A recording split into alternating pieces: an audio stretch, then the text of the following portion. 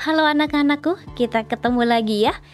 Kelanjutan dari pelajaran kita yang sebelumnya tentang sakramen tobat. Seperti yang Ibu katakan pada sebelumnya, kita akan melanjutkan kali ini tentang bagaimana sih cara menerima sakramen tobat, atau bagaimana sih cara mengaku dosa. Nah, mari kita simak untuk kelanjutan dari video kita kali ini ya. Nah, untuk menerima sakramen tobat ada 5 langkah penting ketika kita akan menyambut sakramen tobat. Apa saja? Yang pertama, menyadari dan mengakui dosa-dosa kita. Nah, tahap pertama nih sadar dulu. Gimana kalau kita nggak sadar bahwa itu kesalahan? Ya, kamu belum bisa pada tahap ini. Kamu masih menganggap yang namanya mendorong adik sampai jatuh itu nggak salah kok Bu, itu mah biasa, bercanda. Nah, itu berarti belum ada kesadaran bahwa itu sebuah kesalahan. Apalagi ketika kamu sengaja nih melakukannya. Nah, kalau orang belum nyadar bahwa itu salah dan kamu anggap itu hal biasa, itu mah biasa Bu dilakukan, berarti kamu belum pada tahap pertama untuk melakukan yang namanya pertobatan, dan belum sampai tahap untuk nantinya menerima sakramen tobat itu, karena sadar aja belum dan kamu anggap it's okay, baik-baik aja, mau mendorong, mau mencubit, mau mengejek, mau membuli, apa itu biasa Bu, biasa begitu ya. Itu belum ada kesadaran. Gimana kamu mau menyambut sakramen tobat kalau belum sadar ya, masih pingsan dalam kedosaannya ya. Yang kedua, ada rasa penyesalan. Nah, kalau sudah sadar lalu menyesal, oh iya juga ya, aku tadi mengata-ngatai dia dengan kata-kata kasar itu nggak bener ya. Wah, kok aku tadi kayak gitu ya? Kenapa aku tadi sampai ngomong kasar kayak gitu sih? Nah, ada penyesalan kayak begitu. Itu udah berarti kamu pada step kedua, langkah yang kedua. Nah, yang ketiga, kamu ada niatan untuk tidak melakukan dosa itu lagi. Oh iya ya, kalau nyubit ternyata dia kesakitan ya, aku besok lagi nggak lagi nyubit atau nendang gitu deh, ternyata sakit untuk dia gitu ya. Nah, sampai tahap ketiga. Yang keempat, mohon pengampunan dengan tulus hati. Nih contohnya, kalau tadi misalnya kamu berkata-kata kasar kepada orang lain, entah saudaramu atau temanmu, kamu kan tadi udah punya niat, aku nggak mau lagi berkata-kata kasar sama dia. Itu tahap yang ketiga kita. Yang keempat, kamu datengin dia. Maaf ya temanku, aku tadi itu sebenarnya mohon maaf ya, aku terlalu kasar ngomong sama kamu. Nah, mohon maaf, mohon pengampunan, tapi dengan tulus hati. Jangan kamu biar kelihatan baik lah, aku minta maaf aja, perkara besok aku gitu lagi ya serah saya gitu kan. Itu nggak tulus. Kalau memang tulus ya kamu datengin dan maafin ya, aku kemarin kayak gini-gini ke kamu gitu ya. Yang kelima, bersedia hidup dengan cara baru. Artinya ya kita kemudian meninggalkan, kalau yang sebelumnya kita suka ngomong kasar ya jangan kasar lagi ngomongnya ke teman. Ketika kamu suka pukul atau cubit atau tendang entah saudaramu, adikmu, kakakmu atau temanmu, ya jangan lakukan itu lagi. Nah, berikutnya ada dialog dan doa-doa dalam sakramen tobat itu. Nah, doa yang wajib diucapkan itu apa ya Bu? Nah, doa yang wajib diucapkan yang pertama adalah doa tobat. Dan yang berikutnya adalah doa syukur atas pengampunan. Nah, doa tobat ini kalau kamu punya puji syukur nih di rumah, boleh dibuka. Puji syukur nomor 25. Itu wajib hafal loh. Apalagi kamu yang anak-anak yang beragama Katolik dan kamu itu pastinya akan mengaku dosa menerima sakramen tobat. Jadi ini wajib hafal. Ini sampai kamu nanti tua harus tahu doa ini ya. Nah, kalimatnya seperti ini. Allah yang Maha Rahim, aku menyesal atas dosa-dosaku. Aku sungguh patut Engkau hukum, terutama karena aku telah tidak setia kepada Engkau yang Maha Pengasih dan Maha Baik bagiku. Aku benci akan segala dosaku dan berjanji dengan pertolongan rahmat-Mu hendak memperbaiki hidupku dan tidak akan berbuat dosa lagi. Allah yang maha murah, ampunilah aku orang berdosa. Amin. Nih ada di nomor 25 ya, di puji syukur. Nanti coba dicek juga di buku puji syukurmu. Nah ini satu lagi, doa syukur atas pengampunan. Ada di puji syukur nomor 27. Seperti apa kalimatnya? Seperti ini. Allah yang maha rahim, Engkau tidak menghendaki kematian orang berdosa. Sebaliknya, Engkau menghendaki supaya kami bertobat dan hidup. Maka Engkau mengundang orang berdosa supaya bertobat, dan kami yang bertobat Engkau melimpahkan pengampunan. Kesalahan kami Engkau hapuskan, dan dosa kami tidak Kau ingat lagi. Amin. Nah itu di nomor 27 di bawahnya, nanti dicek ya. Anak-anakku sekalian, kita menerima sakramen pengakuan dosa atau sakramen tobat itu di mana ya? Nah, di ruang pengakuan dosa. Nah, sakramen tobat siapa yang memberikan? Adalah seorang imam atau yang kita kadang menyebutnya sebagai Bapa Pengakuan. Begitu. Bapa Pengakuan itu terikat oleh rahasia pengakuan yang tidak akan diberitahukan kepada siapapun. Jadi yang tahu tentang dosamu saat kamu berada di ruang pengakuan dosa hanya kamu, Bapa Pengakuan atau seorang imam atau romo atau pastor itu ya istilahnya, dan Yesus Tuhan kita ya.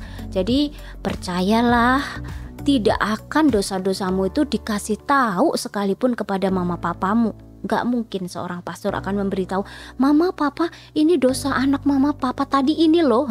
Enggak, jadi don't worry, be happy ya. Tetaplah senang mengaku dosa untuk menghapuskan dosa-dosamu. Bahkan ngaku dosa tiap hari boleh loh, karena kan pasti ada aja kesalahan yang kita buat setiap hari kan.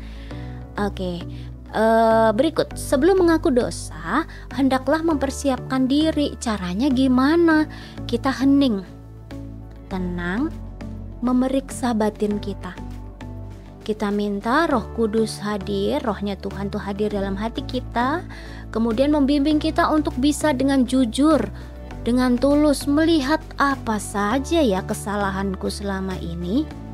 Nah, ada baiknya juga kalau kita mengikuti ibadat tobat terlebih dahulu.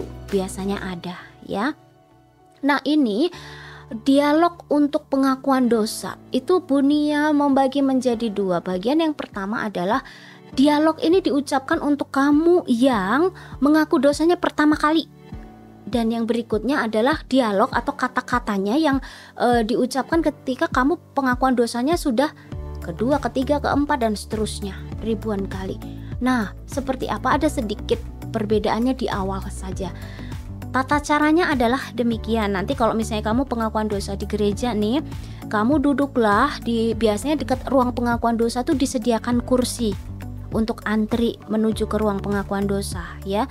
Biasanya ada 2 kamar berdampingan begini, satunya untuk pastor atau bapak pengakuan itu, imam itu, satunya untuk pengaku dosa atau untuk kita.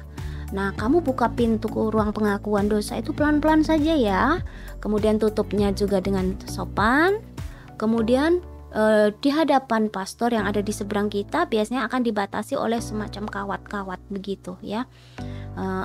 Kalau ada ruang pengakuan dosa yang langsung bisa gitu bertatapan, tapi ada juga yang dibatasi kamarnya itu dengan ram kawat begitu ya. Lalu kamu berlutut di dekat pastor itu.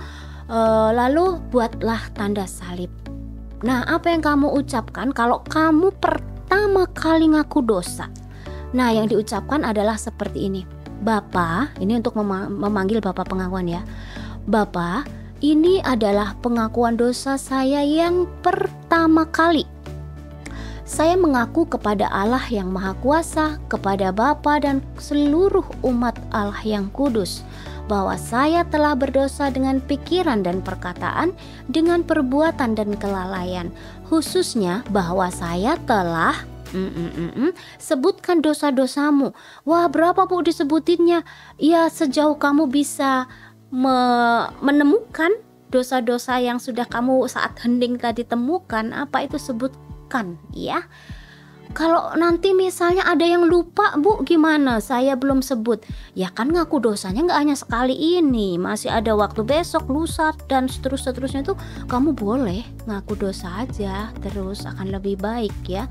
Nah lanjut, kalimat berikutnya setelah menyebutkan dosa-dosa, katakan, saya menyesal atas semua dosa saya, dan dengan hormat saya minta pengampunan serta penitensi yang berguna bagi saya. Nah, setelah itu kamu diam, dengarkan nasihat dari Bapak pengakuan berkaitan dengan dosa yang tadi kamu ucapkan, dan dengarkan dengan baik penitensinya. Apa, Bu, penitensi? Itu kok asing bagi telinga saya. Penitensi itu denda dosa, denda atas dosa. Kayak ini nih, kalau misalnya ada pelanggar aturan lalu lintas, itu dendanya apa? Dia harus membayar atau dia harus sidang, seperti itu ya. Nah kalau tentang kedosaan, dendanya bukan sekedar artinya kita bayar uang sekian-sekian, tidak. Biasanya nih berkaitan dengan doa-doa khusus sehubungan dengan dosa yang kamu lakukan tadi, yang kamu omongin di hadapan Bapak pengakuan tadi.